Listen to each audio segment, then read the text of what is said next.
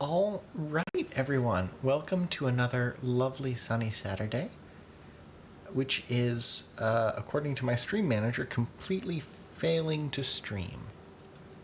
That's not great. Oh, there it goes. Okay. Okay, now it appears that we are indeed streaming. So good. Yes, welcome to another lovely Saturday. This is Let's Make a Language. And this week I was thinking that we would talk about a number of different things, but the main one that I wanted to talk about is semantics and pragmatics, which sounds very scary, but it's one of the things that I think is almost easier to work on after you've already got some examples. And that's because semantics and pragmatics are really about kind of how your language is really used, right? Semantics is the study of, what a particular grammatical utterance means according to the grammar rules of the language, but pragmatics is what would a native speaker of the language do in order to convey a concept, or how would a native speaker understand a particular utterance. And the reason that I think it's easier to figure that out with examples once you've done a few translations of things is just because you'll come up with these things kind of on the fly as you're trying to come up with a natural way to express it, and it's only once you've got a few examples of that that I think you can really distill those into like actual rules for dealing with the language in that way. And the stream manager says that my stream is unstable, which I don't know if that means that we're that we're like lagging a lot or something like that. But let me see. No, I do not want to look at the advanced statistics. I want to look at the. Yeah, okay, that's not working. Okay, if you can't see anything in the stream, or if I'm laggy and jerky, let me know in the chat, because I'm trying a new setup today. You probably will have noticed that my background looks a little bit different, and that like the angle between my head and the camera is a little different, and that's because I'm sitting on the floor today. Because we used to have a box that I put the camera on top of, but we've moved the box, and so now I'm on the floor with the camera on a different box. What was I talking about before I got distracted by the stream? I should stop looking at the stream manager, actually, so that I don't get distracted by worrying about the video quality. Right, so semantics and pragmatics. And it's not, which are very important parts of designing a language and making it feel realistic, but they're also not parts that people tend to really think about when you're learning a language, right? So lots of you probably have experience with learning a language, at least in the context of school. Like, I know I had to pick a foreign language to learn, and I picked Spanish. And in classes like that, you'll get very explicit lessons about the grammar. Like, here's how you do the past tense, here's how you, conjugate adjectives so that they match with things, and you'll get corrected on your grammar as well. And you'll even read lots of books and texts in the language you're learning, but you very rarely get explicit lessons about semantics and pragmatics. You're expected to kind of pick them up from context. And there's nothing wrong with that. It just means that it's like the grammar of your native language. It's not something that people spend a lot of time thinking about. So now that we've done a bunch of examples in our language, I want to go through and pick out some of the things we've done that are worth calling out and making into specific things in our language. And good morning, Sparrow. Yeah. So, okay, so let's go through and take a little look at what we've done so far. The big one that jumped out at me at the time that I wanted to draw attention to is actually this sentence in the little dialogue that we wrote in order to practice, right? Kietolnike. Kietolkiniam. Kietolkiniam. Yeah, I'll get it eventually. Which colloquially we translated into English as not near the fire, even though it's really just like fire, not locative. But I want to point out, this isn't a sentence in the way that you're taught in grammar classes, right? It doesn't have a verb, right? It's just kind of stating something. And that's why I was talking earlier about grammatical utterances, right? So when you're actually like doing a deep dive into linguistics, there's a big difference between like a sentence and an utterance and other things in that category, like a conversation. And the difference is that a sentence is usually defined in kind of more strictly, right? It means like something with a verb that follows all the grammatical rules that all of the native speakers would agree is a grammatical rule. So, like, for example, if we had the equivalent of this dialogue in English, at the point the mother says "not near the fire," well, that's not a sentence in English either, right? Like if I walked up to someone on the street and said "not near the fire," they would have no idea what I was talking about. Whereas if I walked up to someone on the street and said, "Can we throw sticks for our dog?" they would know what I was talking about. They would just think that I'm crazy, right? But "not near the fire" isn't a sentence. Despite that, I would argue that it actually is a perfectly reasonable thing for someone to say, and it is a valid utterance in our language, because in the context of the conversation, we understand that "not near the fire" is an answer to the question, can we throw sticks for the dog, right? And so in that context, even though it's not a full sentence, it's still perfectly meaningful. And that's pragmatics, right? Pragmatics is how you interpret things based on the context and how you would actually understand them. So why am I talking about this in such explicit detail? It's because I wanted to call that out as an example of a place where our grammar is not going to be strictly adhered to by native speakers. And specifically, it suggests a more general rule that if someone replies to a question with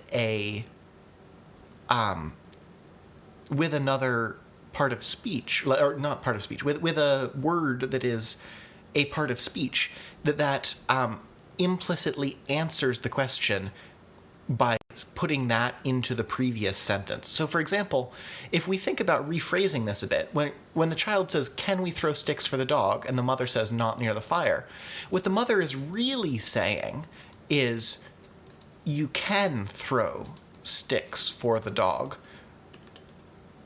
not near the fire. Right? As in, you can throw sticks for the dogs. Oh, the feed has frozen and it's back. Okay, that is good to know. Let me take a look. Can I see the... No, I cannot see that. But I can adjust the bitrate. Bill says it's back for them as well. Excellent. Okay, that's good. Advanced... it turned low latency mode back on. Okay. Okay. I'm keeping an eye on it. I'll figure out the technical issues at some point. I'm really hoping that it's a problem that I can actually fix. But right, back to what we were talking about, right? So when the mother says "not near the fire," what that actually means is, yes, you can throw sticks for the dog as long as you do it not near the fire. And so if you kind of extrapolate, the general rule there is kind of, after someone asks a question, you can chime in with another word to answer the question contingent on that, right? So like we see that again in the next utterance here, where Sam says "ne postingem que si piachosngen." I totally mispronounced that last word, but that's fine. Which does have a verb in it. It's repeating the verb throw, but it's also adding more contextual information. And maybe what this tells us is maybe it would be okay for Sam just to say this part. Maybe if Sam responded with "ne postingem," that would be sufficient information. And it would just mean yes in the yard, throw in the yard. So that's an example of pragmatics that we could see by looking at this. I want to write it down, because if you don't write things down, they get mixed up. And B, I want to then go through the rest of the little examples that we've done so far and see if anything else jumps out at us as another rule that we could generalize about the actual way that people would speak this language. So questions. So what have we got so far? So we have questions indicated with a rising tone, like we discussed in the grammar, and that's fine.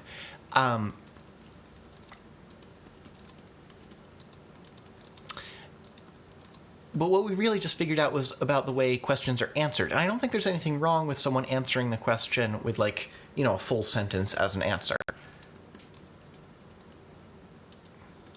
But I also don't think there's anything wrong with a possibly few, possibly one word that gets kind of attached to the question to answer it. For example, the bit from our example, sticks for the dog, not near the fire, right? So that's one bit, and we could probably go into more detail and write that down in a more understandable way, but it's okay. I know what I'm talking about. So let's actually look at the rest of these examples and see if we can figure something out from them. So A, feel free to call things out in the chat, because I'm sure that you will notice things that I missed, but B, let me just kind of scan through this myself. Yeah, okay, this question-answer pair doesn't use that, even though it totally could. But we wanted to include the fact that Sam said... Oh, actually, wait, did this question-answer do the same thing? Oh, I think it might have, actually. Right, because Sam's mother asks, "Where did you catch the fish?" which is a perfectly normal sentence. And then Sam's brother says, "Sam lep ngolen kam sangem koletin," meaning Sam is just the name, right? And then lep is our subject marker indicating that Sam did it, and then ngolan is the evidential marker indicating where we got the information from. So Sam said that Sam did it. But if you look at here, there's actually no verb here. This utterance, no verb. So this is maybe another instance of the same pattern, which means I'm glad we picked up on it. We already discussed these utterances. Then we've got the earlier examples we did. This is no longer part of the dialogue, right? Like, maybe I should actually separate them in the examples file so we don't get them mixed up. These were some of the first sentences that we translated, right? And so since they're not in the context of a conversation, I think they're maybe less relevant. Okay, and then we've done 3 sentences for the story of Babel. So actually, I guess we haven't done all that much translation, but still. This first sentence is a complex one. Maybe we want to say something about, like, when it's appropriate to break things into separate sentences and when it's appropriate to use clauses. Because if you recall, in the English translation that we are working from,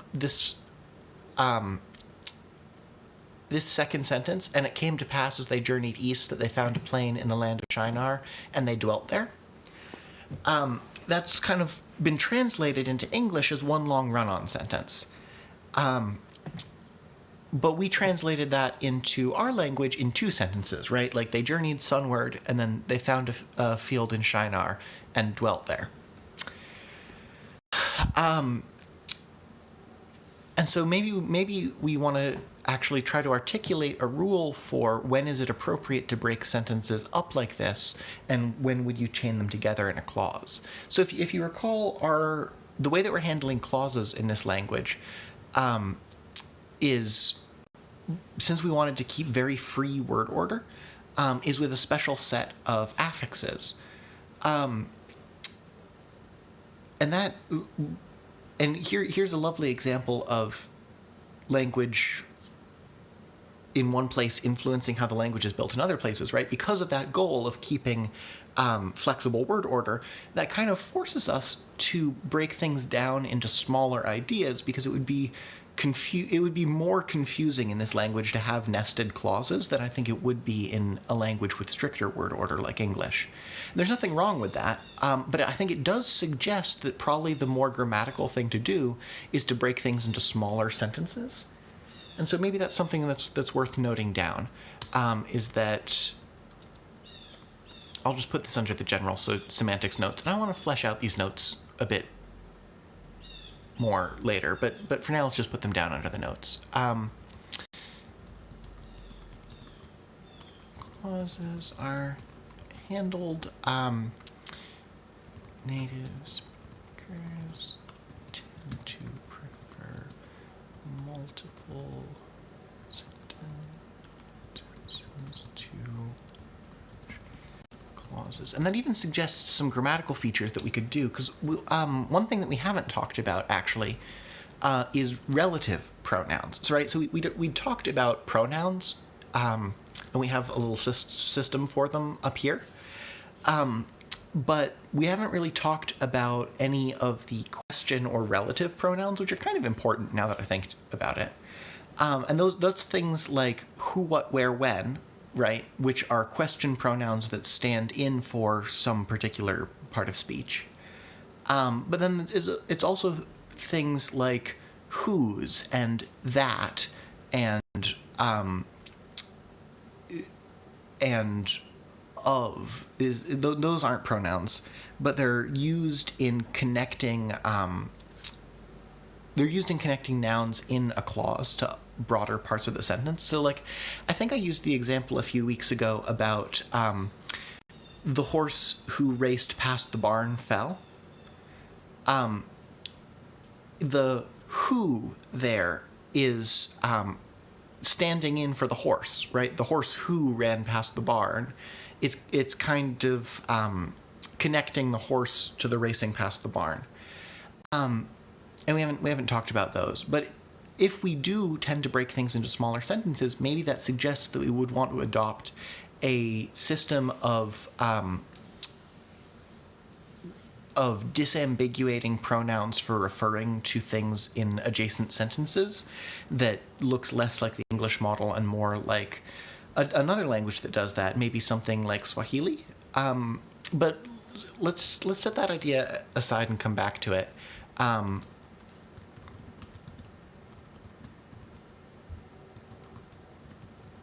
Because that might be interesting to talk about later. But okay.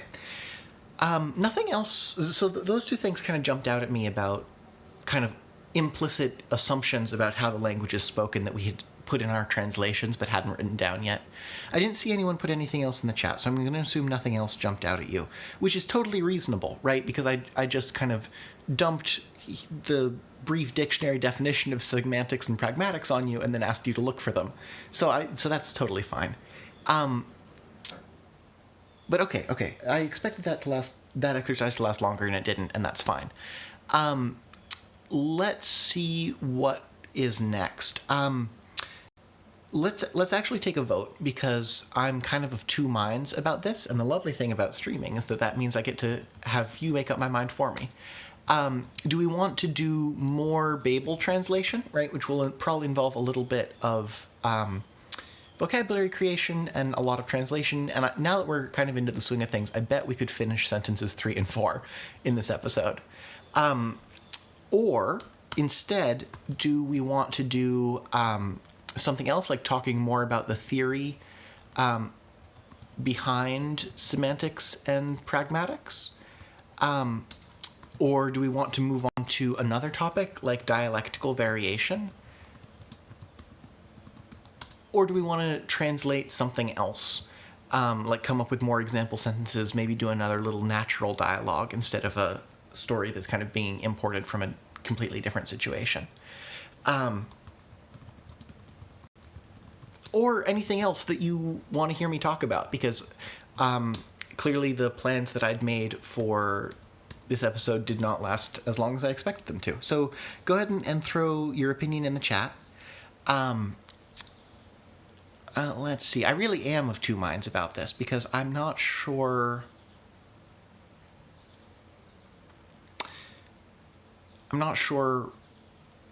what would be most interesting.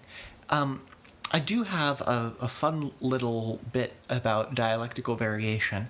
In particular, it would give me a chance to talk about the phonological change and mutual intelligibility, which would be interesting. Sparrow says, I would like an activity which leads to having things to practice saying, like the Babel story or practicing the dog stick dialogue a bit. Yes, okay, that's an excellent point. Okay, so something that leads to saying things.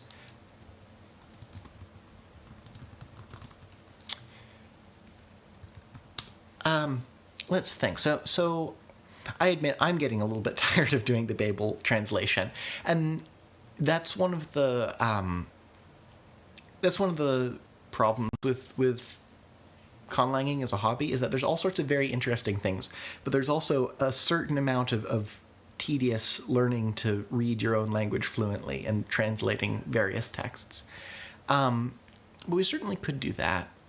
We could do another small dialogue. Well, I'll tell you what we could do. If no one else has a better idea, let's talk about creation myths, because creation myths are usually a big deal, and they're usually an old and frequently told story. So I feel like that would be,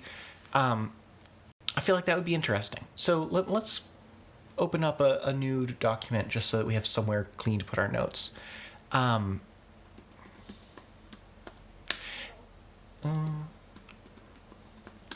don't know why my editor's doing that. It's slightly broken right now, and I haven't figured out how to fix it. So Sparrow probably knows more about this than I do, but origin stories and creation stories specifically, maybe I should call it a creation story, generally have a few kind of consistent themes that are like actually consistent cross-culturally. One great example is that they're frequently about some kind of descent from paradise. I mean, obviously the Genesis story is about, people getting kicked out of Eden, right? A literal descent from paradise. But also, if you look at things like ancient Sumerian creation stories, there's kind of the same theme of there was a place where the gods were that was great in various ways depending on who you listen to, and then either someone did something to anger the gods, or people got lost, or the gods went to sleep or died, and everything started getting worse, and that's how we ended up here. Which is a little bit depressing, but it is interesting that it's so common. And I'm struggling to remember what the actual name of the Sumerian creation deities are, because it's something I should know.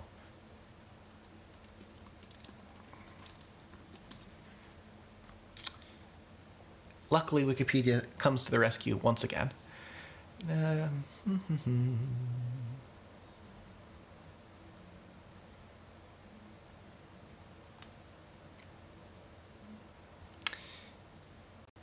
Yes, okay.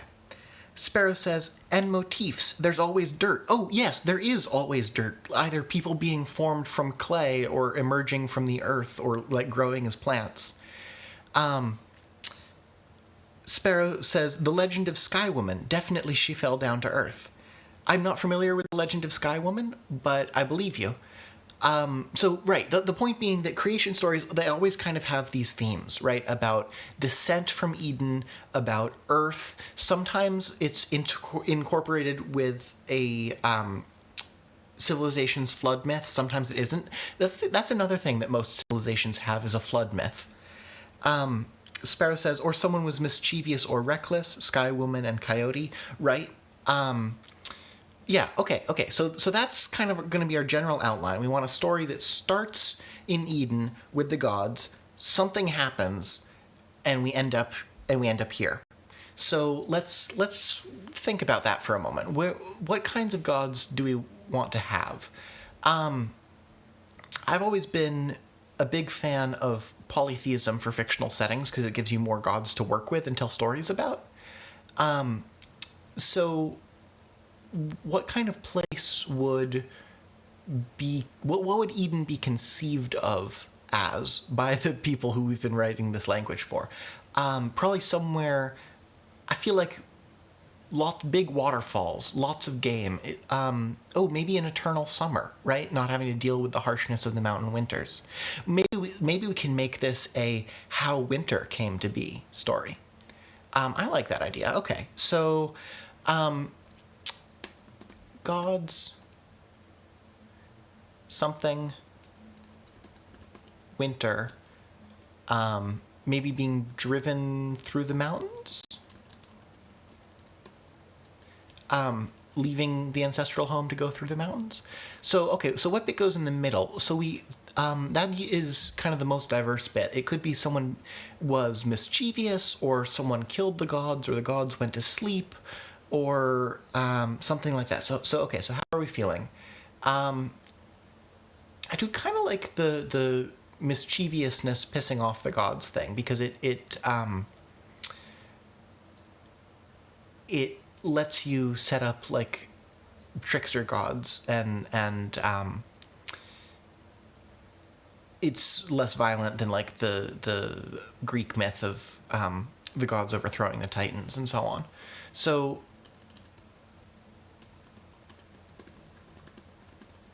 okay, so there's our story outline.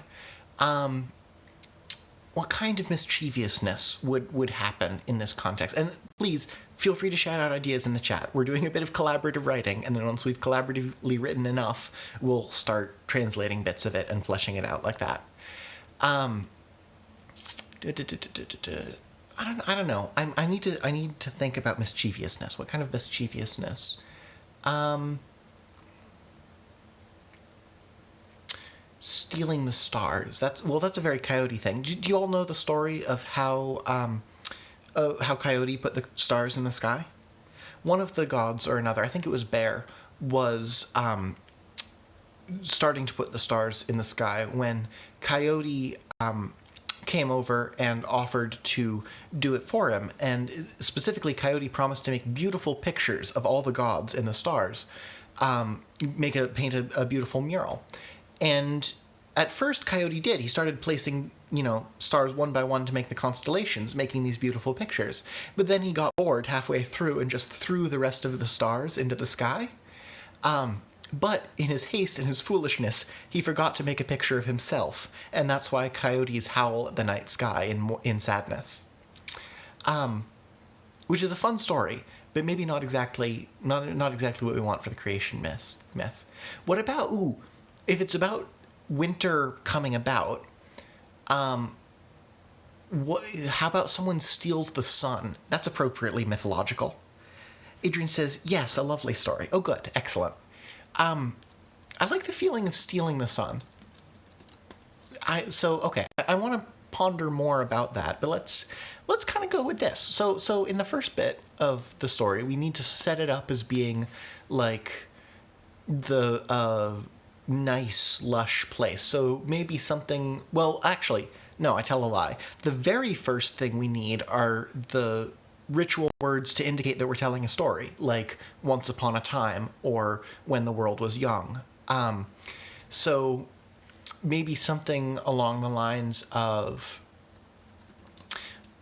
when the world was young and the mountains were sharp. How do we feel about that? Sharp mountains. That indicates youth in a geological sense. Do we like that? When the world was young and the mountains were sharp. Well, I remember we had discussed the words. We discussed words used to start a story, but I don't remember if we came to a conclusion, and I should have written it down. Sparrow says, when the sun shone all year round and all the day. Yeah, okay. So maybe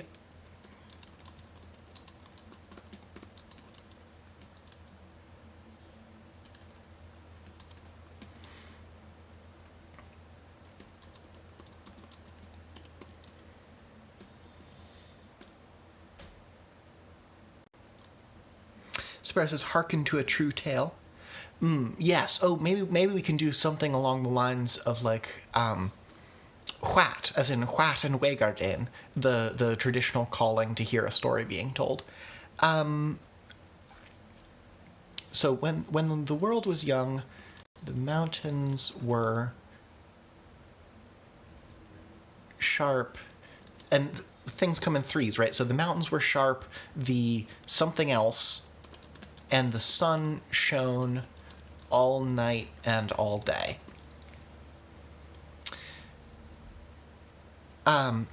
Adrian says maybe when the mountains were steep, but Sparrow's idea is also nice. Maybe something like when the mountains were sharp, little children listened quietly and the sun shone all day and night.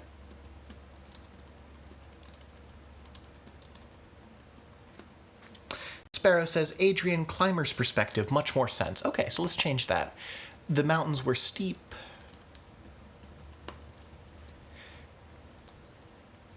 Okay, I'm pretty happy with that as an opening, but feel free to keep throwing ideas in the chat because I feel like this is going well. So the world was young, the mountains were steep, little children were well behaved, and the sun shone all night and all day. Okay, so now next up we need to stage the theft of. Lakes were bottomless. I like that. And I feel like that fits better than little children.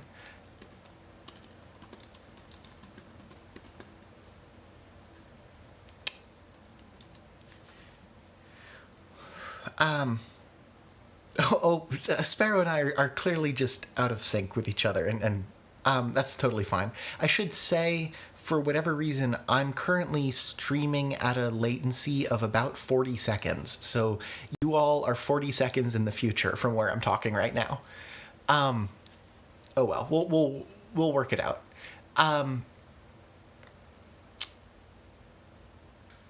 We can maybe come back to the children idea, but no, I do now. The children idea is growing on me because it does.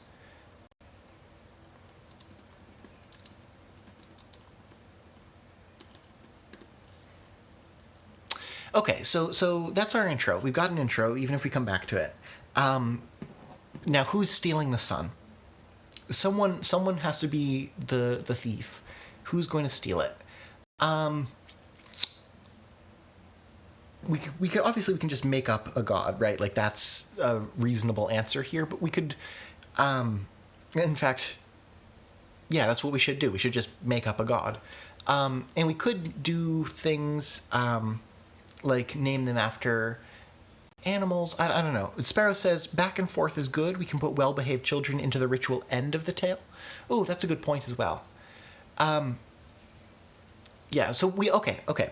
So talking about the coyote story has kind of primed me to be thinking of the gods as animals, but I don't necessarily want to do that without good reason. Just because I know a little bit of various Native American stories, but I don't know a lot of them, and I don't want to feel too appropriating me. So let's just make up a god. What's a good god name? How do we feel about Sitar, Simat,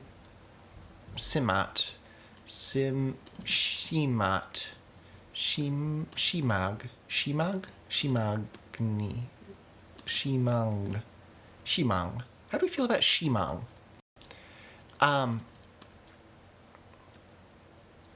Okay, so I need to remember to wait 40 seconds for people to actually have opinions, but I feel okay about the name Shimang. We can come back to it. I'm going to turn spell check off again so that it stops highlighting words in our language, even though that does mean that you're just going to have to put up with some misspellings in English. So Shimang, who is Shimang? So obviously they're the god we're setting up to steal the sun. What are they the god of? Just a generic trickster god? God of something? Well, okay. So even in the summer, right? There's going to always be snow on the very highest mountains.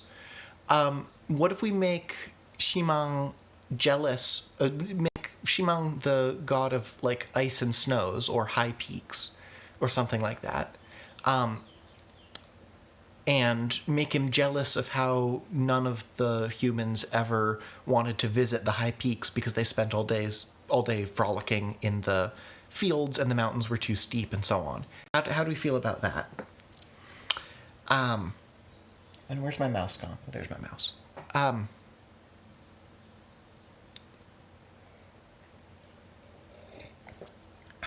Okay.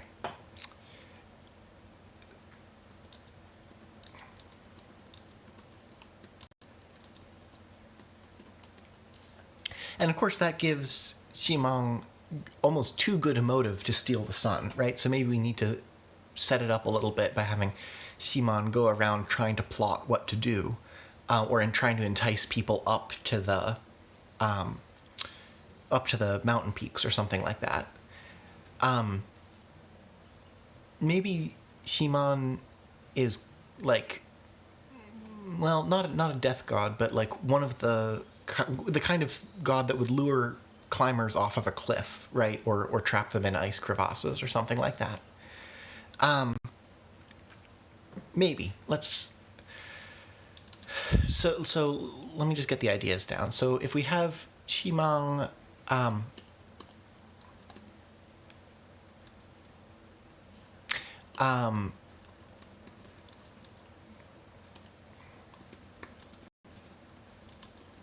tries to get them to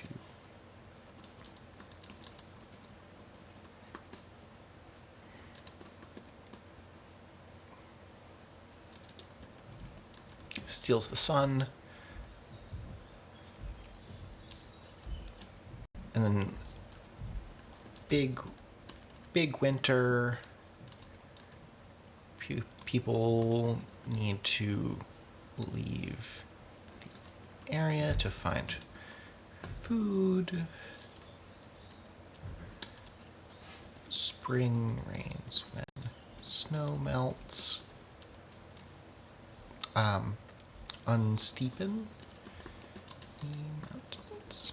Okay, I realize I just mumbled incomprehensibly while I wrote those things, but I think this is actually fleshing out. I think this is working out. Okay, so we've got a god of high peaks or of snow, maybe, gets jealous of people spending all their time in the valleys, tries to get them to come to the mountaintops, maybe in 3 different humorous ways, because that's how stories work, fails, ends up... Oops. I hope the camera's okay. I think the camera's okay. Yes. Great. Okay. Right. Good. Okay. So I feel. Oh, camera's not okay. Hold that thought. Sorry for the shaky view. There we go. Okay. I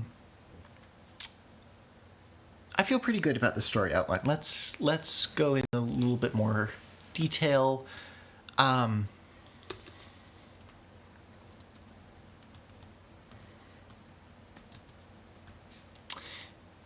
Maybe we call Ximang something like Ximang the Cold.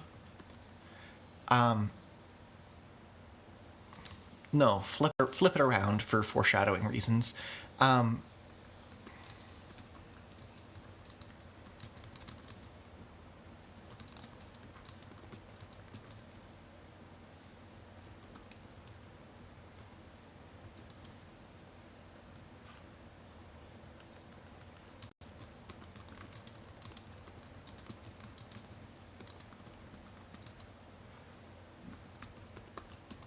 There, that's setting up. I think. That's setting it up.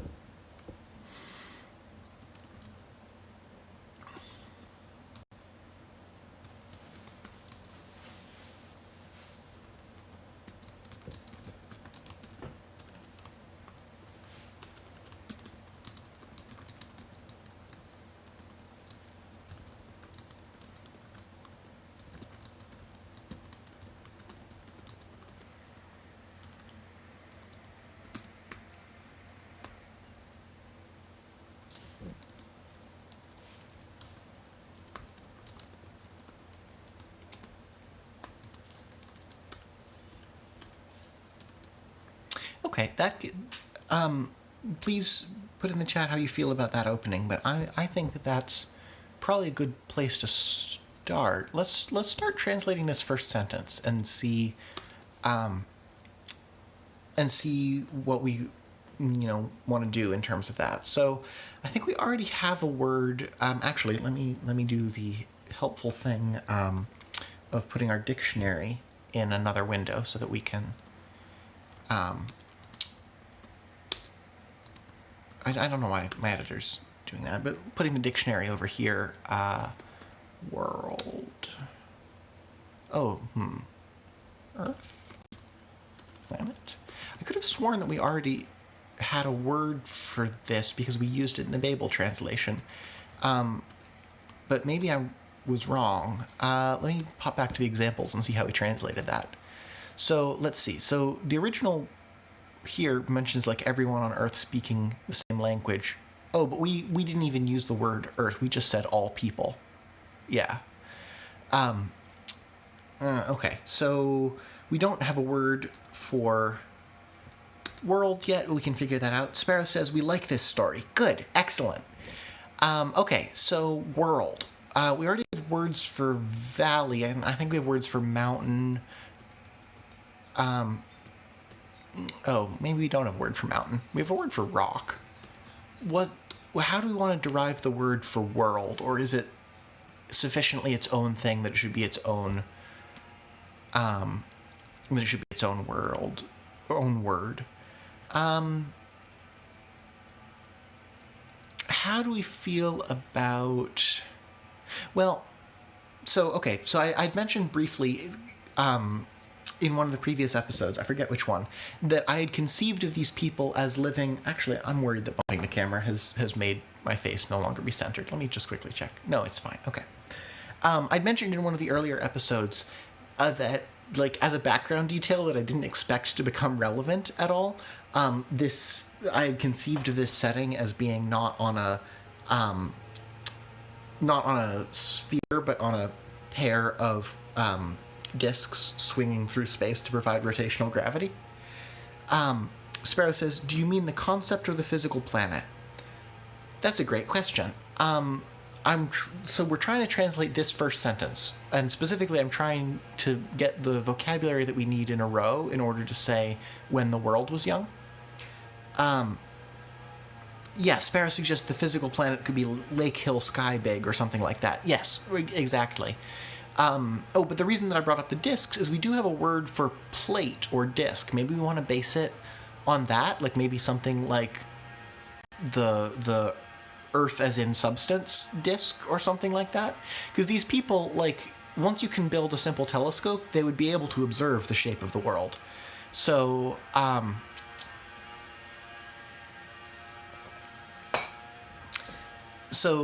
maybe we want to derive it from that, or have this be derived from that, put it the other way around.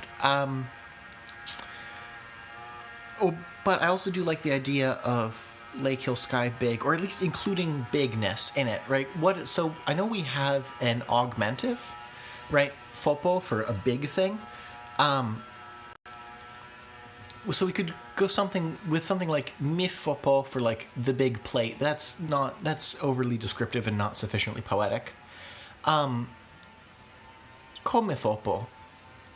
Komefopo would be like the big rock plate, but we could translate it colloquially maybe as something like shelf. I feel okay about Komefopo. How do we feel about Komefopo for like the physical world?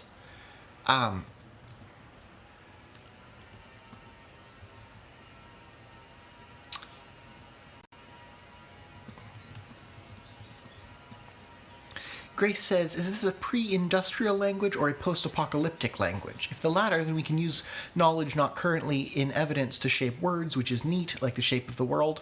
So the answer is that this is a pre-industrial language, because I did not want to have to deal with the complexity of coming up with an apocalypse. Which, yeah, I mean, yeah. So this is a pre-industrial language, but maybe unfortunately, when I came up with this idea in my head, this was like a background detail that would have no impact on the language, and clearly that was a mistake because it turns out to have influenced the language at least twice now. But if maybe I should draw a diagram. I should draw a diagram. Frick, diagrams. I had a whiteboard that I had pulled up for the purpose of drawing things. Okay, this looks like it'll do. This is not me endorsing it. This is me pulling up the first search result for whiteboard and then seeing what we can do. Right, so I don't know if I've been sufficiently clear with my hand gestures when I'm talking about this, but this is taking place on a world that's kind of shaped like this, where you've got two disks of supporting superstructure and then cables. Those are horrible cables. Is there an undo button? There is. Sorry, this is what I get for drawing with a mouse. Sparrow says, like, there's enough apocalypse in my world. I like this being a pre-industrial world. Yes, exactly. Like, the fact that I tend to design that's also a bad... I can't draw straight lines. Is there a straight line tool? Maybe. Okay. The fact that I like... Oh, there's a straight line tool, but it doesn't work well. Oh no. Okay. Whatever. You're just gonna have to put up with my terrible freehanding because there's nothing else that we can do here. I tend to like to, when I'm creating fantasy worlds, put them inside megastructures, not because that like implies anything about the state of the fantasy world or that they suffered an apocalypse, but just because I liked thinking about megastructures. So like, the idea here is that you've got like these two disks with like mountains and oceans and terrain and so on them. And then you've got a star that they're orbiting, right? And then the pair of disks is rotating in order to provide the simulation of gravity through centripetal force. So just to be clear, this megastructure was not built by a previous version of this civilization. There's been no apocalypse. This civilization is definitely pre-industrial, but if you lived in a world that looked like this, all you would need in order to see a disk of mountains and oceans and stuff, all you'd need to do would be to look up, right? And I think a sufficiently powerful telescope... Oh, by the way, the scale here is like... Call that 100 kilometers-ish. Maybe 1,000. I'm not sure. The scale's not important.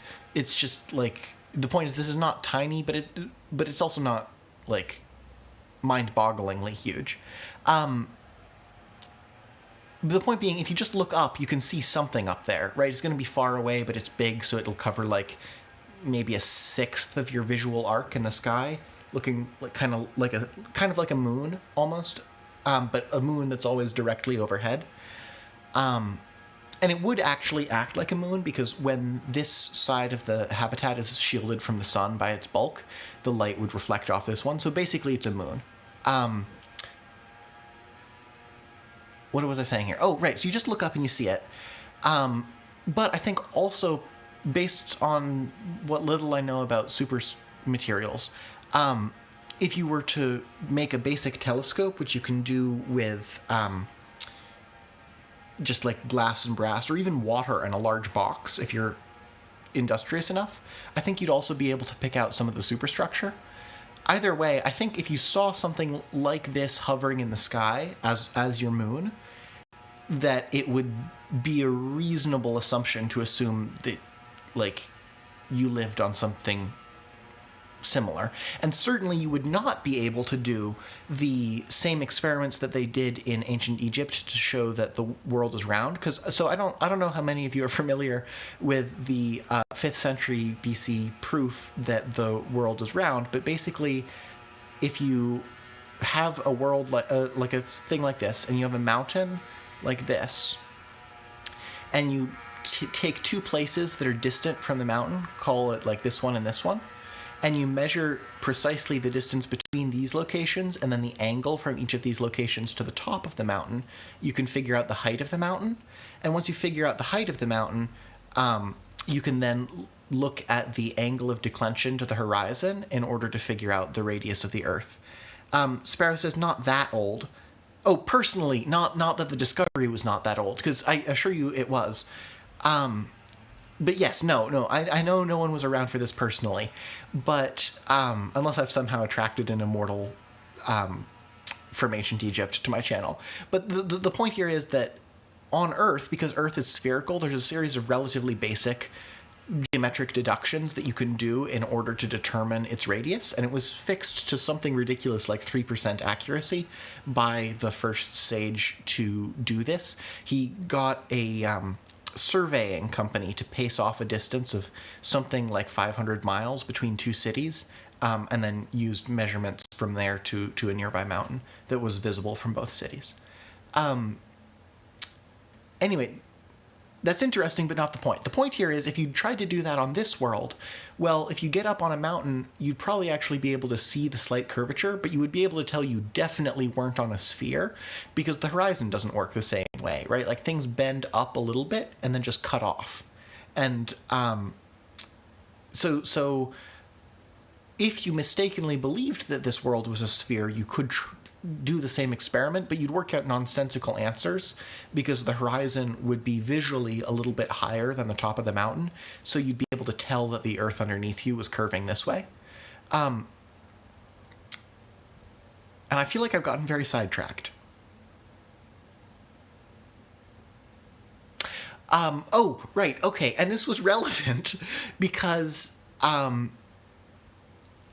I don't think it's unreasonable to expect even pre-industrial hunter-gatherers to identify that the world, in this case, is in fact a disk and not a sphere.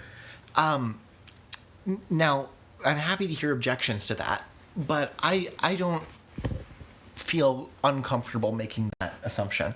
So unless someone else wants to shout out a better word, let's go with komifopo for now.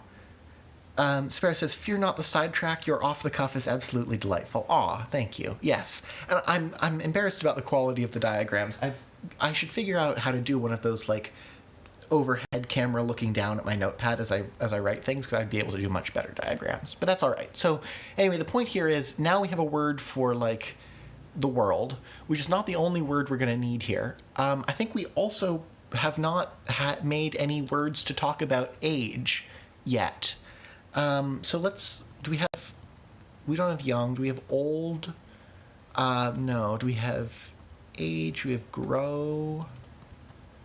No, we don't have any of those words we don't have any words about being young or old or growing or anything like that. So let's see. I don't think there's anything we could reasonably derive it from either, because so far all of our words are like about, animals and stones and rocks and things, and I'm just not seeing a clear way to derive age-related words from that. We could maybe derive it from the word for person, right? Like we've got pim, person, and we've got pimfisi, little person. But I don't... So we could maybe go with like pimfopo for like an older person, but I don't like that as much as having dedicated words. So now it's all of our favorite part of vocabulary creation, which is trying to say funny sounds until we find a sound that sounds good. So I'm going to put up the chart of sounds in our language again for everyone who has not memorized it by now. And then can I get the vowels on screen at the same time? Yes? Yes. Okay, so let's see. Feel free to call out suggestions in the chat, but how would we feel about hip? Well, actually, first, maybe I should be clear. What are we actually coming up with a word for? We're coming up with a word for... Well, we could come up with one for age and then derive everything else from it, or come up with old as a root word and then make... Maybe we want age as in the verb to age, and then we can use the verb to derive the other relevant adjectives and things. That's not a bad idea.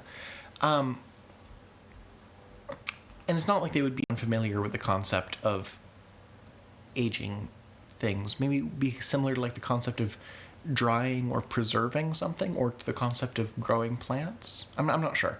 But anyway, so let's come up with a word for the verb to age. So how do we feel about chapia, chapiam, lapiam, lapiam, yeah, lapiam, lapiam. I feel okay about lapiam. Does that collide too badly with the other L words? Do we have any other L words? We have a few, but lapiam doesn't collide. So okay, so let's throw in lapiam.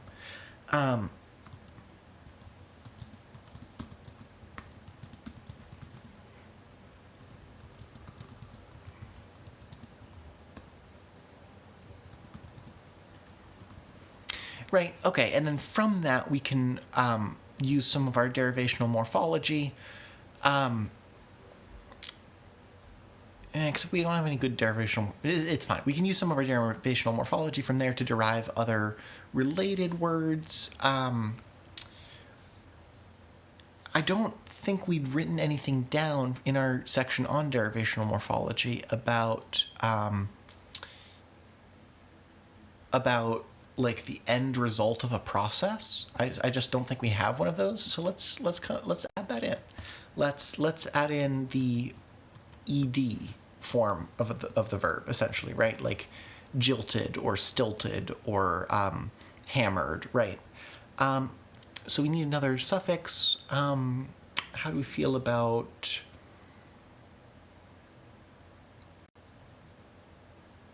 yang? I like yang. Okay, so that gives us other words. Like, obviously we can go through and use that to expand the other verbs that we've come up with, right? Like thrown and so on. But let's just for now, that gives us yapang yang, sorry, I said that wrong. Lap yam yang, lap yam yang, Yeah, okay, that's okay. Which would be aged, old, fully grown, right? So okay, that's a word. But then we could derive. What we really need for the actual thing that we're translating here is young, right, or not old, right? So we could come up with another adjective, although it has just occurred to me we could also translate the sentence using like a negative verb. Like we could translate this as something like when the world had not aged, right? That's not bad. When the world was unripe. Okay. Wow, the latency of the stream is really wandering all over the place. Right now it's about 30 seconds, but it had been down to 5. So I don't know what's going on with that, and I hope it's not my internet connection causing too much of a problem. But right, okay, but I wasn't going to be distracted by that while we were actually on the stream doing things. Okay, so the world had not aged. So that would look something like, I've already forgotten what word we had for world. I think it was komifopo, right? So that's world. And then had not aged, right? So we already have a negative, which was in our grammar.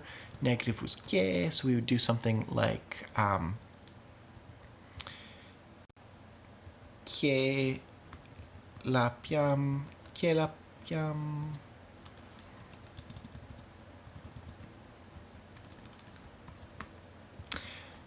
And then obviously we need to conjugate these, but the other thing is, right, like in the English sentence that we wrote here, the world was young. I mean, that's an independent sentence, but it's part of a bigger one that makes it a clause. And specifically here, it's a relative clause saying when the rest of these actions took place, right? And so we have two approaches that we could do here, right? Like we could either we could either make it not a clause, right, which fits with the thing we figured out earlier this episode about how the native speakers of this language probably prefer to break things up into more smaller sentences. So we could do that. The other thing we could do is we could figure out, okay, what is the actual grammatical syntax for relative tense marking, which is something we're going to have to figure out eventually. Or we could do something like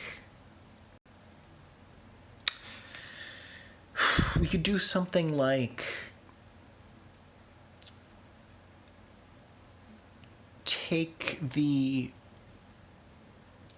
locative and kind of repurpose it, right, to indicate something like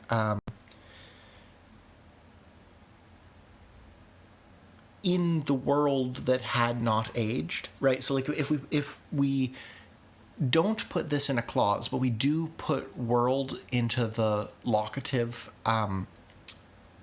case, right, then what that would tell us is this is taking place in the world, which would normally be so vague as to be useless, right? But then we just make not aged here into an adjectival form, right, attached to the world, as in this is taking place in the not aged world, and then we can get into the other things. I think that's actually probably the most consistent with kind of the sense of the language that I've been building up in my head. So let's actually translate it like that. So blah,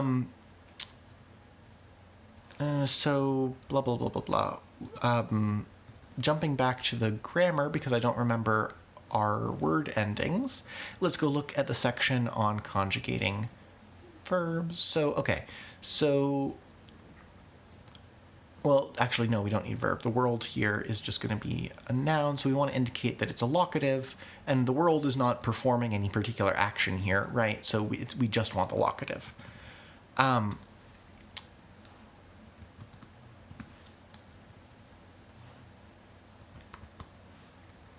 then how do we do not aged as a adjective? I do not remember if we've done anything for adjectives. I think we decided that adjectives just acted like little clauses.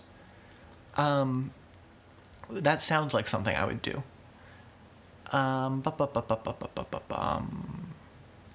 Non-clausal, no.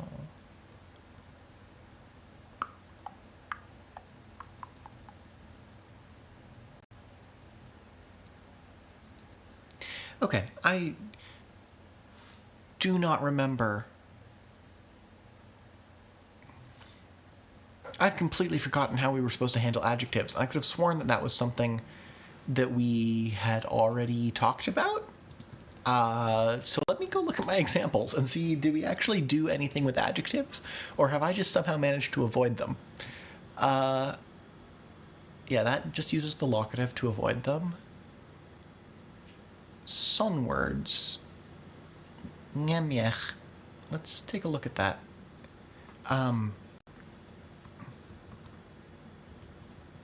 Yeah, so that's a direction, which is kind of inherently adjectival. Sparrow says, world rock in locative case equals the essence of here-ness. Yes, indeed. That doesn't use an adjective. Oh. This talks about a big rock. Now, if only I'd done the proper thing and said which word here was which. I think this was also not translated. Yeah, okay. So pep is easy. Pep is I. Sparrow says, in my classes, I lump prepositional phrases, which are usually adverbial, and adjectives and adverbs and such all in as describey bits. Yes, indeed. And actually, the distinction between different describey bits, to use your phrase, is different in some languages. So for example, there are some languages where adjectives are just treated as verbs, right? So for a famous example of that, I don't remember whether the language that the Lakota people speak is actually also called Lakota. I think it is. In the Lakota language, they do that, meaning that an adjective like tall or large gets translated as a verb. So you would translate that as something like to be large or to be tall, and then it would just get conjugated and attached in the appropriate way. Which I think is very interesting. And if you subscribe to the Sapir-Whorf hypothesis, which is its whole own thing, it has interesting implications. Right. So the point I was just making there is like how you handle adjectives, adverbs, and other describey bits definitely varies between languages. And so I heartily approve of lumping them all into one category as describey bits, because I think that might actually simplify things a lot. Speaking of the Sapir-Whorf hypothesis is something we can talk about later, but it's very interesting. And if you're interested in thoughts about how languages shape our behavior, the Sapir-Whorf hypothesis is a good thing to research. But that said, so obviously Pep here is I. I do not remember what any of these other words are, except that Kolef is rock, so I'm pretty sure this is the rock. Oh, yes, look at this. Okay, so rock here has got ngol on it, which was the clausal marker, and then we've got tepi. I don't know. Shouldn't that be tepi? Not tepi? Not important. And then we've got tepi to indicate what goes along with it. Okay, so we did decide to handle adjectives the same way that we handled clauses, and we handled them like this. So if we pop back over to the origin document, that gets a, was it a all or all? All or all? It's all.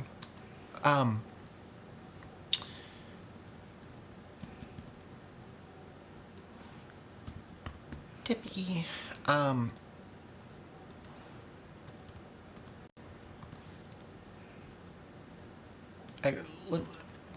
me just translate that instead. Note that down instead as adjective. Not age. Is there anything else we need to put on the verb? I don't think we do. I think that's all we need to say. Okay, boom. Okay, here we are. This takes place when the world was young. Ah, that's quite a translation. Okay, so now we need to translate these other bits. The mountains were steep, children listened quietly, and the sun shone all night and all day. Well, that leads us to another grammar question, which is these things, they're all clauses, right? Because they're all kind of sub-sentences. They're not, none of them are really subordinate clauses, by which I mean, like, in English, in the sentence, when the world was young is a subordinate clause because it's not the main thrust of the sentence. But in this case, they're clauses, right? They're all separate, but they're related enough that in English we put them together in the same sentence.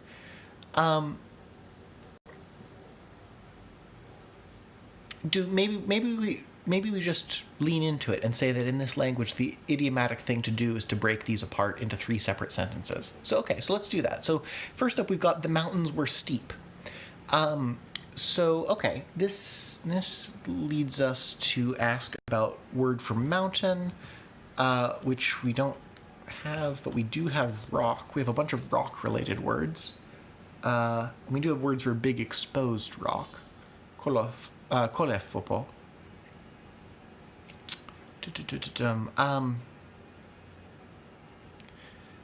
I don't think we have a word for steep yet either. So let's think about how to translate the mountains were steep.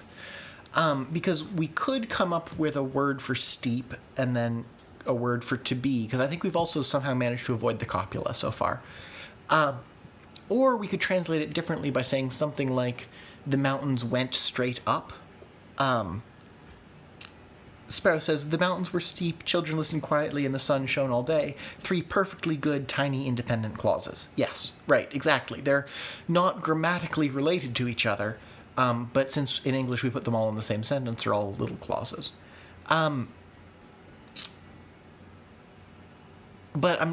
to translate the mountains were steep specifically, we could translate it with an adjective. I think it might make more sense here, though, to translate it as the mountains went straight up.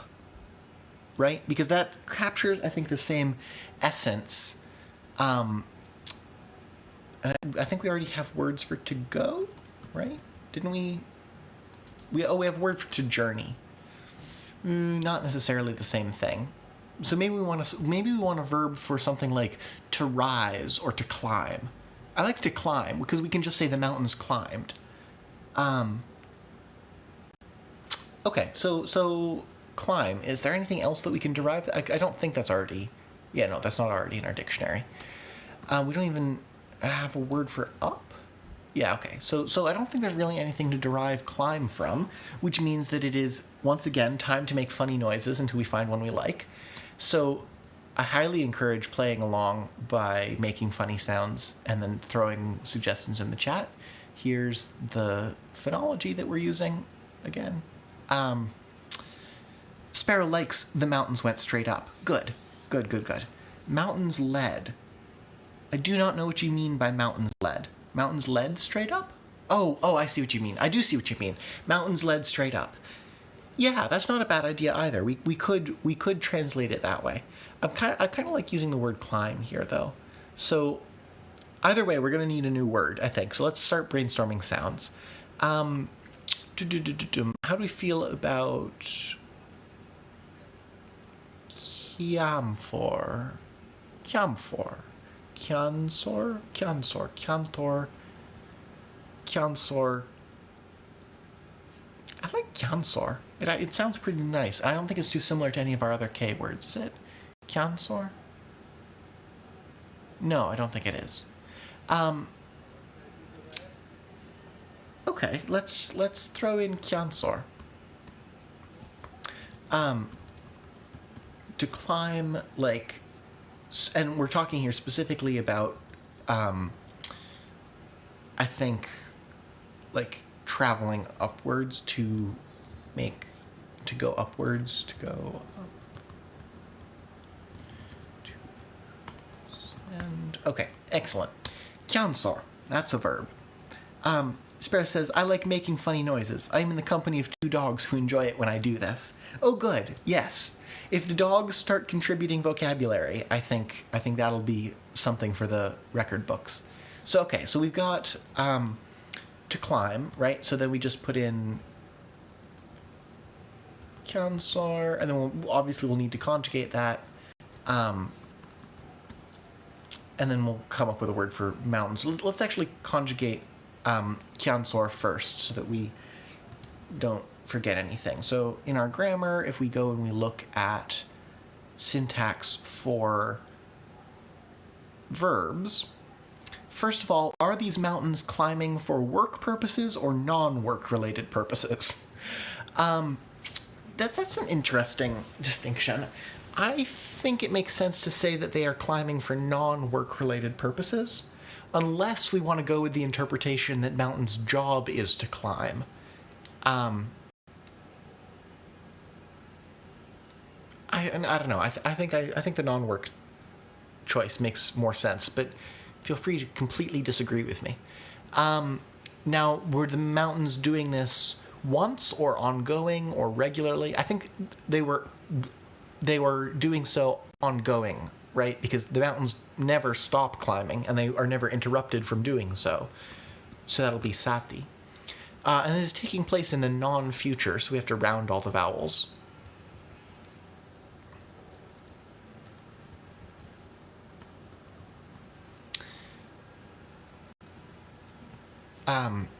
And then what mood and indicativity. That's not a word. I just made up that word. Don't listen to that word. But what mood and evidentiality do we want it to have? So I think properly it would be, so it's definitely indicative, right? Because we're saying this did happen, but obviously it's not personally observed. So we'll throw in a ngalan.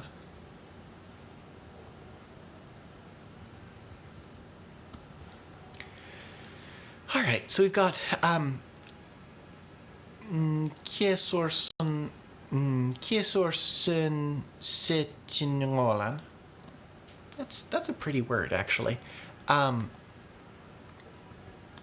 that is continuously, in the past, indicative, hearsay. Perfect. Okay, now we just need mountains. And we've already got plenty of good rock-related words, so I think we could use one of those words or derive a related one from them. So let's pop back to look at the dictionary. Because we've got this word, we've already got a word for big exposed rock. I feel like we can just reuse that for mountain, unless people have a specific objection and want another thing. But so if we do that, though, that'll be Kolefopo. It was on the tip of my tongue. I swear I remember things about this language. I promise. But for a noun, we want to indicate that it's the subject, right? So we slap on lep to indicate they're doing the climbing, and we'll translate that in the gloss as mountains. Do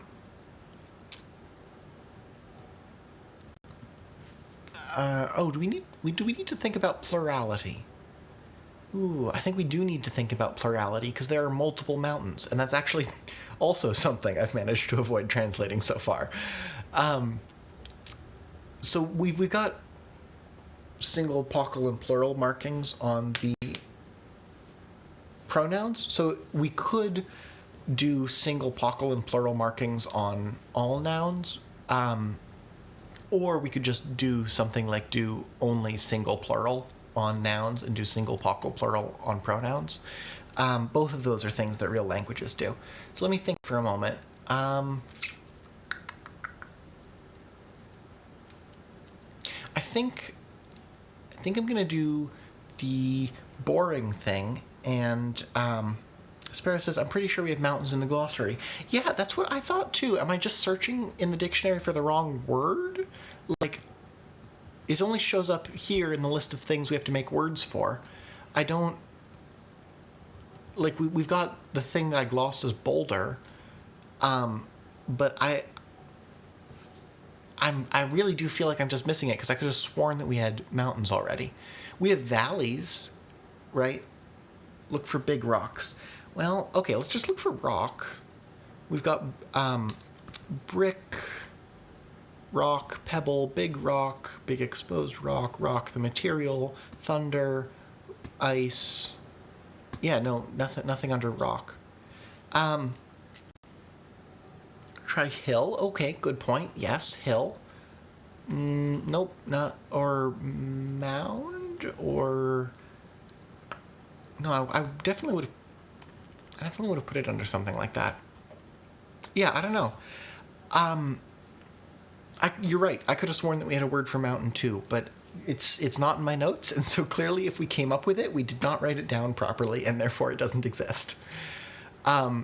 Which is, just another reminder that the best thing you can do is keep good notes as you come up with things for your language, because otherwise you'll end up with inconsistencies. Yeah, it's weird, but okay.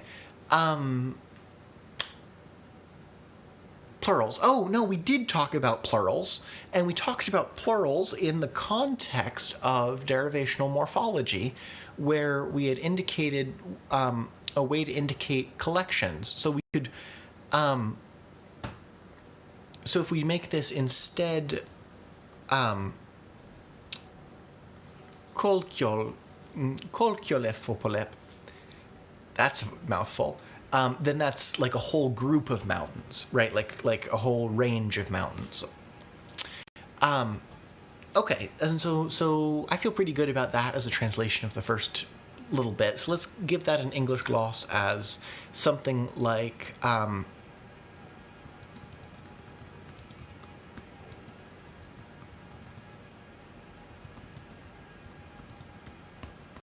something like that. Okay, good. So next up we have children listen quietly. And actually I think we already have words for most of those things, so that should be easy to translate. The next grammatical question, though, is do we repeat the kumifopongem well, Kiela piam tepi? Like, do we repeat these two words to indicate that this is still taking place in the not-aged word, or do we just take it as read that the location is not suddenly changed in the story? And I think the reasonable answer is to do the second thing, because otherwise we're going to be saying those two words a lot. So let's just translate children listened quietly. So I think we already have words for children, right? Child? Yes. Pimfisi is a child, so therefore a pim fisi is a group of children, right? Like a herd of children, a collective noun of children. And then I think we already have a word for listen. I remember we do not already have a word for listen. Do we have a word for hear, ear, blindfold? Oh, okay, we have a word for sound and for ear. And actually, okay, so hold on. If we pop back to look at our derivational morphology section again, we've got this word for a common tool, which is yech, right? And if we look at the word for ear, it's a lonen yech, meaning that lonen here, we've translated it as sound. We should probably also translate it as to hear, or we should do something derived from it. But I'm okay with just using it as a verb, right? If it's used in a noun context with noun endings, it's the sound. If you use it in a verb context with verb endings, it's to hear the sound. So, okay. So then we've got, and the children are the ones doing the listening. So they get an subject ending. And then we've got to hear, lonen, and let's go back to the grammar to make sure we don't forget anything while conjugating this verb. I've gone past the verbs. Here we go. Well, the children are also listening for non-work purposes, so that's going to be sen. And the children, we're saying that they habitually listened to things, so that'll be pel, probably habitual, regular, and uninterrupted.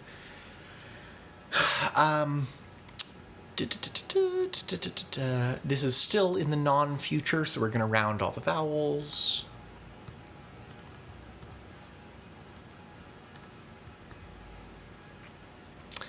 And this, we're saying this is indicative, but it's still hearsay, so that's ngola.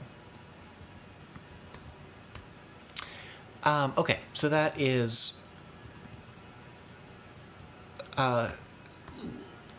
listen, past, habitual, indicative, hearsay. Okay. Now quietly. So that's we can probably translate that as something like without sound or without making a sound. And we already have actually, hold on though.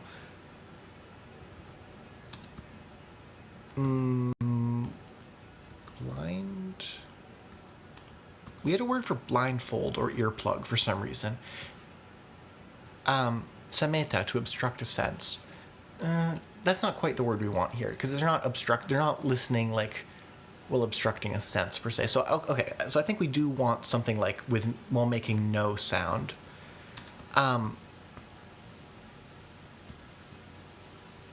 yeah, so kielonen, right?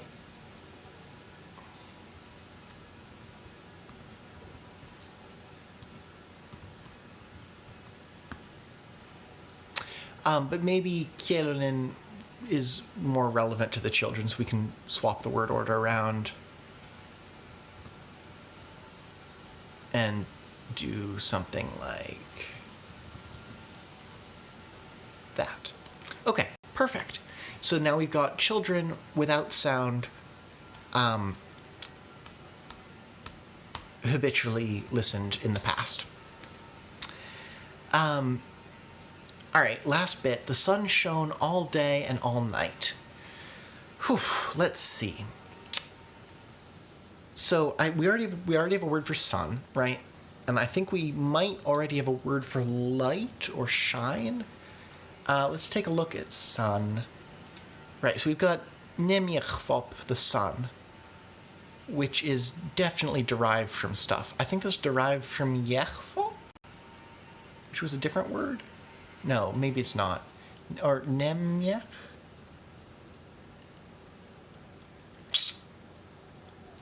I don't remember what that was derived from. Nemjechfop, we've got the direction nemjech. Nemjechfop. Well, okay, let's plop it down in the sentence because we know we're going to need it, right? So we've got nemjechfop lop. Nemjechfop lop. That's a fun word to say because it's the sun and it's the subject of the sentence. Now we want to shine, or to glow. Do we have a word for light? We have lightning. We don't. We have glow, shine. No, we don't have anything like that. Okay. So we need another word.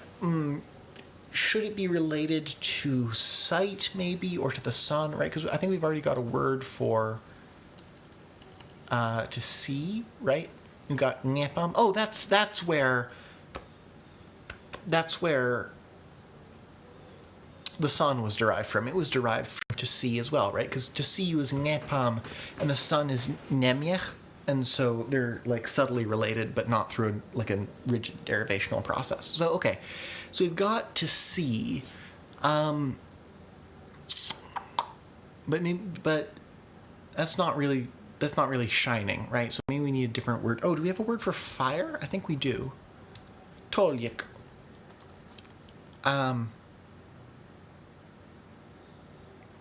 Well, yeah, so what is it that Toljik does?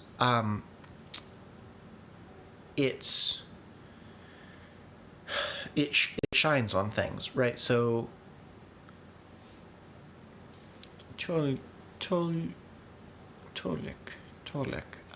So we could do something like put down the word tolikjech, which would be like a fire tool, but that's not right. That's the wrong way around, right?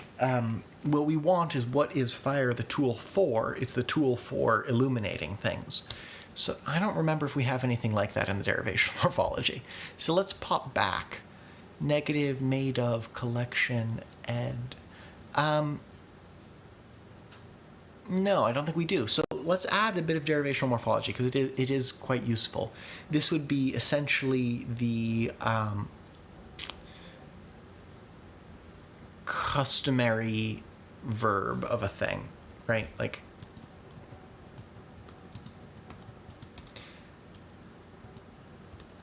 and we're running out of suffixes that aren't completely unreasonable. But how do we feel? We don't use cha all that much as a sound. Or ke. Well, ge. Tikje.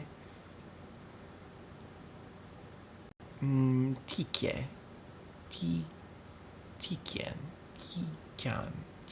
Tikja. Tikja? How do you feel about tikja? I'm okay with tikja.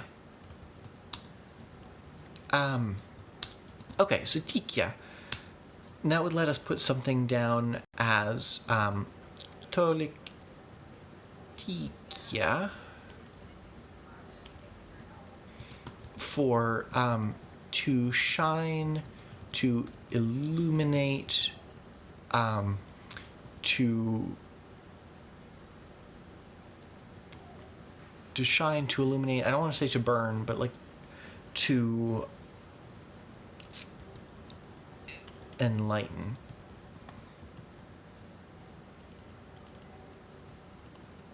Okay. Toljiktikja.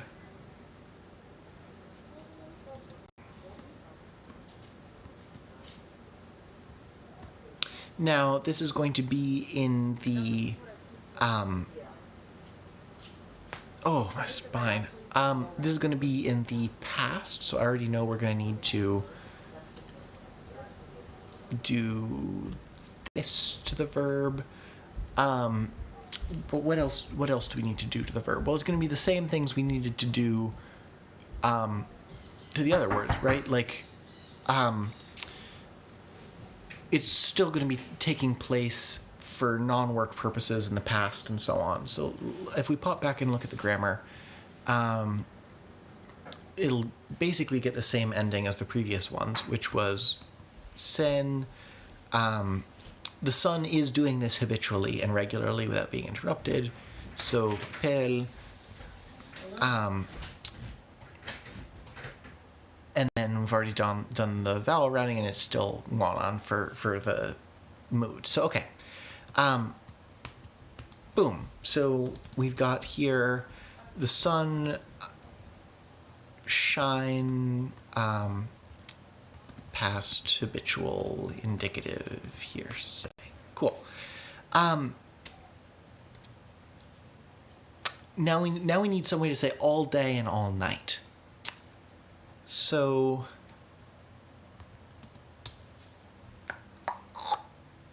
all day and all night. Do we already? I don't think we already have words for day and night. So we're gonna need those. We're probably also gonna need some, like, if we just think about the grammar of it, right? We could dip into abuse of the locative again and say that it shines on the night and on the day. That's not bad, actually. Or we could do some other construction and say something like it shone.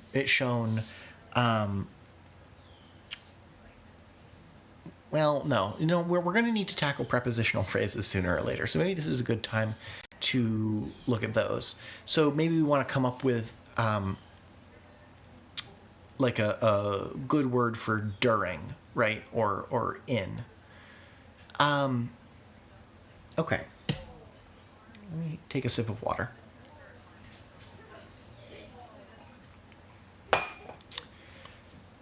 Yeah, I think that's the most reasonable way to do it. So, okay, so if we need some way to indicate during, we could do that with more agglutinative affixation, and there's nothing wrong with that per se. Well, and we already don't really have any particular way of indicating adverbs, right? Because if we had a way of indicating adverbs, we could maybe say it's shown in a daily way and a nightly way, like shown daily and nightly. And that would be a good translation. So let's think about adverbs. We haven't really touched adverbs at all, right? Like we've discussed adjectives, but let's throw in a little note about adverbs. Now, we could make the adverbs do something like agree with the verb, which is not a bad idea, but verbs already have so much stuff lumped onto them that if we made them agree with them, they'd get very long for not much actual benefit. Although I do kind of like the idea of making adverbs agree in vowel roundedness with verbs, because that would be another interesting linguistic change. But maybe we don't need to get so fancy. Maybe we just need to come up with another affix for indicating that something is an adverb, and then just like let it be, let it go free. That's probably the most sensible thing. So, coming up with another affix that is unlike any of the affixes we have so far. We have so many affixes, and that's not unusual for a agglutinative language, and it's not unusual for a language with a small consonant inventory to run out of sounds. But how do we feel about miapite? Miapi? Miapi. I like miapi. Miapi. Miapi.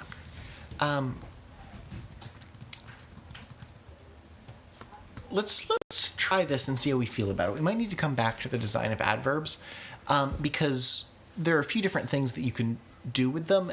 And not least of which is use like a converb construction, which might be more interesting. But let's go with this for now and see how that works out. So So, okay, we have a way to indicate that something is an adverb now, but we still need some word for day and night. So, let me think. So, day and night. Excuse me. You know, the sun goes behind a cloud and suddenly I'm sleepy. That's how it works. But we need words for day and night. And I don't think that we have anything else that to derive them from yet. Sparrow says, if an adverb is just a describe-y bit, it could be handled the same way as adjectives. So yes, that's an excellent thought. The reason that I don't want to do that, though, well, actually, no. Should I do it that way? Let's think about what would happen if we did that. So right now we indicate adjectives just by giving them normal clausal markers, right? Like we indicate that they're part of a clause, and then leave the verb implied in the clause. If we did the same thing with adverbs, no, you know what? I think you're right. I think that you're entirely right, because if we did the same thing with adverbs, it would really be just as if we're breaking up the sentence in the same way, right? Like if we had a sentence like the bear sleeps furiously, right?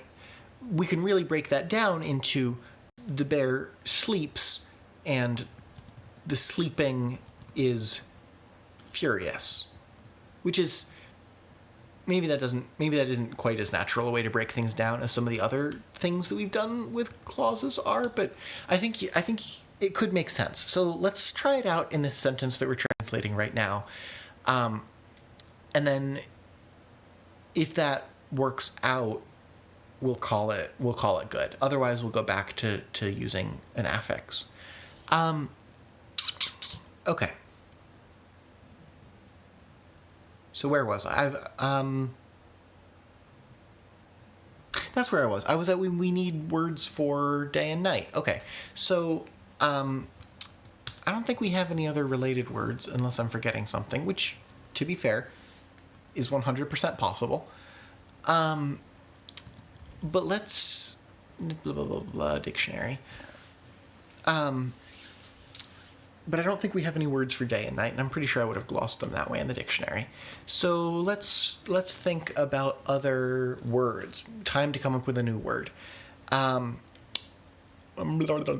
used too many like velar sounds recently. How do we feel about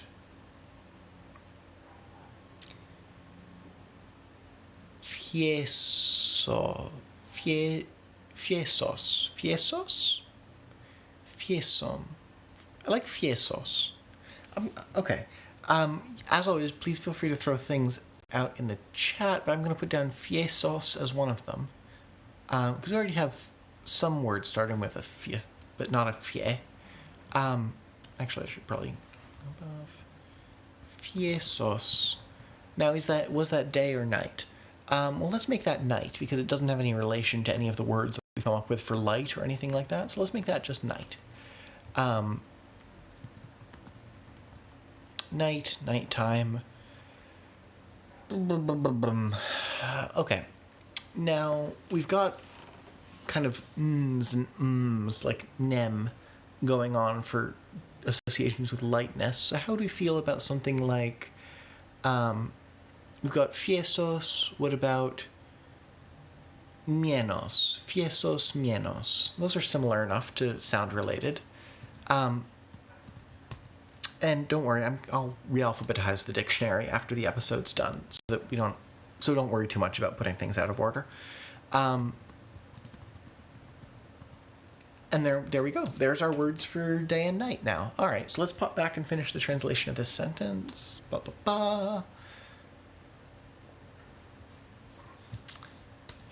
So we've got fiesos, but then we're indicating that it's part of a subclause, so we'll throw in a tepi, fiesos tepi, and llenos tepi.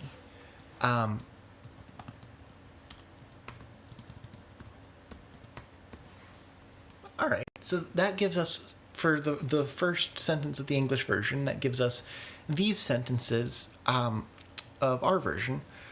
Komi fopo ngol ngel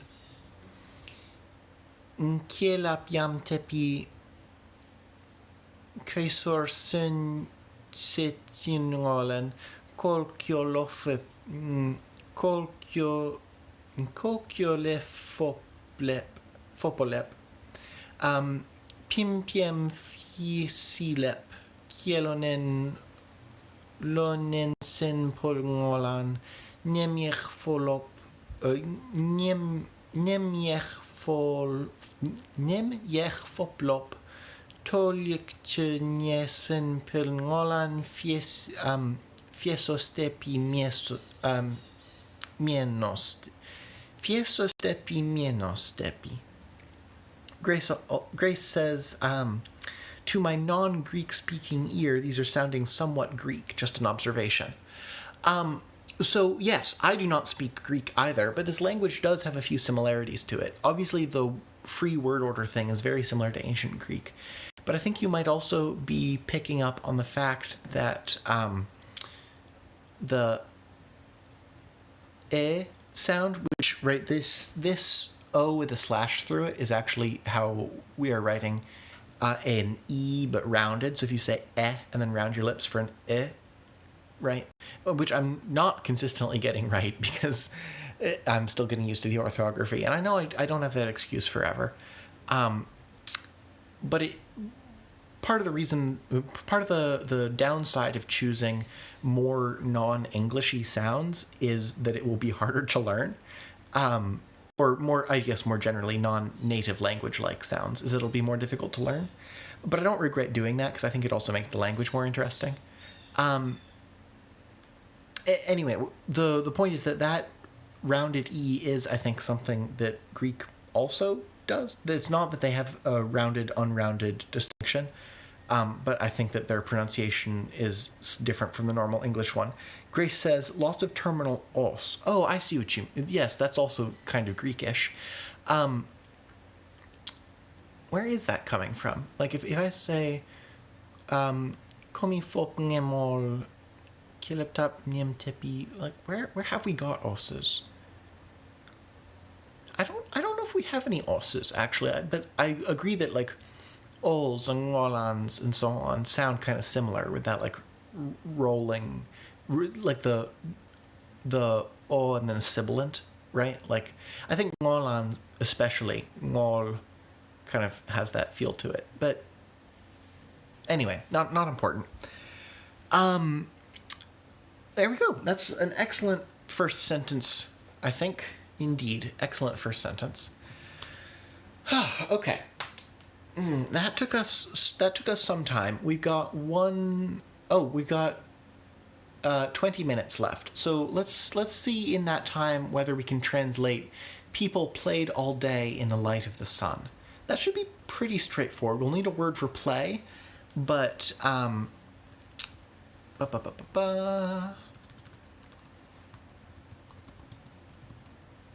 so people played all day. Well, we've already got words for people. We've got pim piem for a group of people, so let's go ahead and use that word. Pim piem. We don't know what is going to be up with played. We've already worked out a way to say, like, in a day-full way, right? That would be mienos tepi. And then in the light of the sun, well, we've got the sun is nemiachfop. Light, we haven't got a word for light, but I don't think it's unreasonable to translate this using tolik.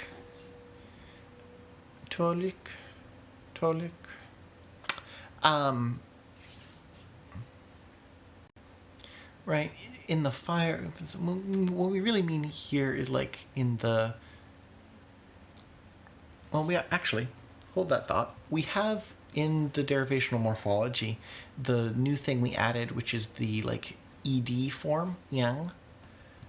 What would happen if we put that on to shine, right? Like that would be shined, shined, like the light that is shined.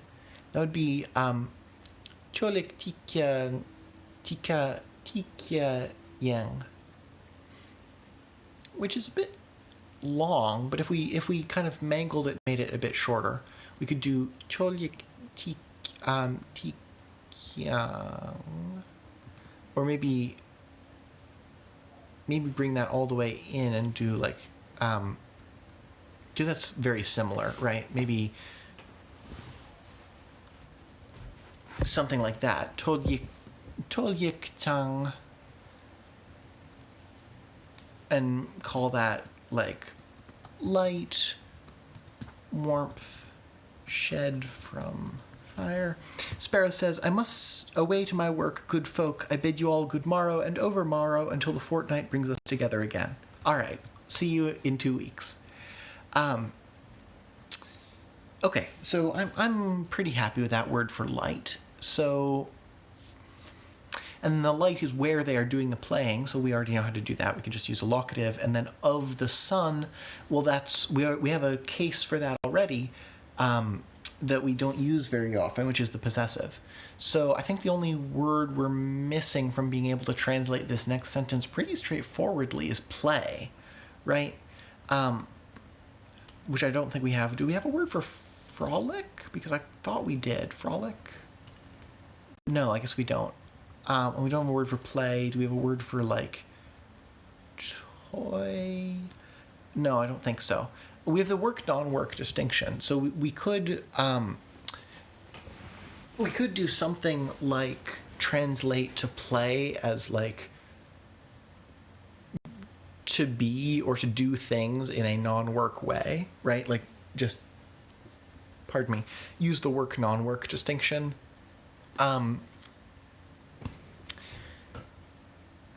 What verbs do we have? Right? We have to see, to perceive, to eat, to shine, to join, to craft together, to speak, to say, to cross, to be big, to go, to journey, to strengthen, to find, to live in. Oh, we could say to live in, right? Like that would be a reasonable. Like they live in the light of the sun. To climb, to throw, to age, to hear, to see, to perceive. Yeah, okay. I'm not against using flochnetzi as our verb here. Let's try it.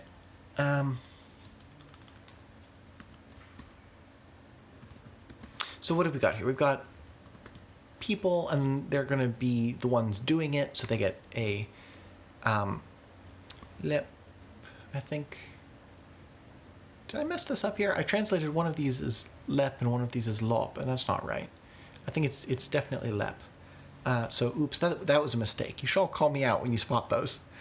Right, so we've got people here who are being the subject of the sentence. Then we've got this verb, which, we'll translate that maybe as dwell, right?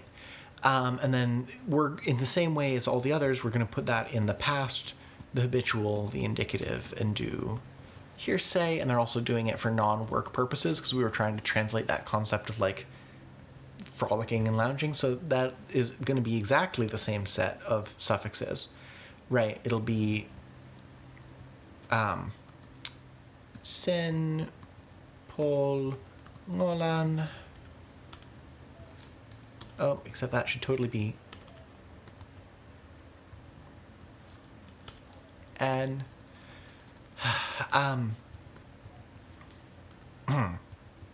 thank you. Blah blah blah blah, and then we need to go back here and round this vowel and that vowel. Okay. Perfect. And then we've got stepi, that's just daily.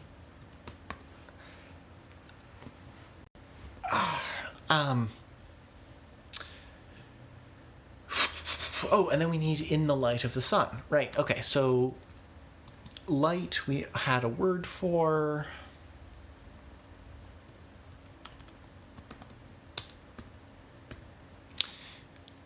toljiktang.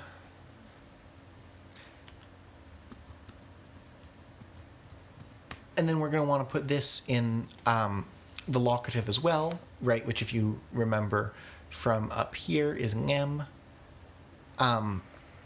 So we'll put that together. So that would be light, locative, and then we also want to indicate that it's the sun's light specifically, and there's a specific case for that, which has not come up, but which is in our grammar notes. Grammar notes. I believe it is the genitive that we need, but I always mix up the genitive and the dative. The names for all of these different cases are derived from Latin. Yes, right. They're derived from Latin, and the names are derived from their names in Latin, which is great, except I do not know Latin. But if we use the genitive for the sun, it'll indicate that it was the sun's light. So, sun, I think, is nemjechfop, right? Was that right? Nemjechfop? Yes. Nemjechfop. And then it's not the subject right now. I've already forgotten what the ending was. Fjan for the ending. Fjan. So that's the sun in the genitive. Perfect. Pimpiemlep flocknetsinsen pergolan mienos tepi toljektangem nemjechfop fjan. Grace says, we should be careful to come up with some verbs which are not one-to-one with English words. 2 words which overlap 3 English meanings, or 1 which overlaps 2, or 2 which divide a set of meanings which English groups under just 1. Yes, indeed. And that's part of the reason why, when I'm glossing things in the dictionary, I try to include several related verbs to indicate like that it's a meaning relating to all of them. But that's also why I've been careful to separate out. I haven't just come up with a general word for to go. We've come up with separate words for to go on a journey versus to go upwards or to ascend. And so that's an example of one place that I am, perhaps subtly, like perhaps I should just actually call that out so that people realize that's what I'm doing. But that's one example of an area where I'm making more distinctions than English does. I don't want the language to have a single word for to go. I want to have lots of different specialized words, like to go on a trip, to go up, to climb down, etc. But you're absolutely right to call that out, and feel free to point out when you think there's something that I should be doing. But okay, there we go. That's I think a good stopping point, because we're gonna have to come up with new words for that next one, and we've only got like 8 minutes. So I'm gonna call it here. But I think this has been a really nice episode. We talked a little bit about semantics and pragmatics, right? About how to go through things that you've written and extract some additional grammar rules from them. And then we did a bunch of translating and word creation, which I know is continuously popular. So I think that this went pretty well, and I will talk to you again in 2 weeks, which is definitely at a time. When is 2 weeks from now? 2 weeks from now is the 30th of October. So I will see you on the 30th of October at 11 a.m. Eastern Standard Time. I think that the clocks change between now and then, so be on the lookout for that. I don't know how many people are joining us from a different time zone, but it's something to be aware of, because I intend to follow the time zone where I live. Grace suggests do it in color words. That can be a rich source of difference. Color words which divide at different points, or which carry connotations which determine which you use. Yes, so color words are interesting, and I actually want to do a special thing for them, because color words, they also tend to develop in a particular order. Color words are their own topic, and we definitely need to get into them, but maybe that's a good idea for what to do next time. All right, yeah. Thank you all so much for joining me, and I cannot wait to see you again. Happy conlanging. And I need to remember where the button is.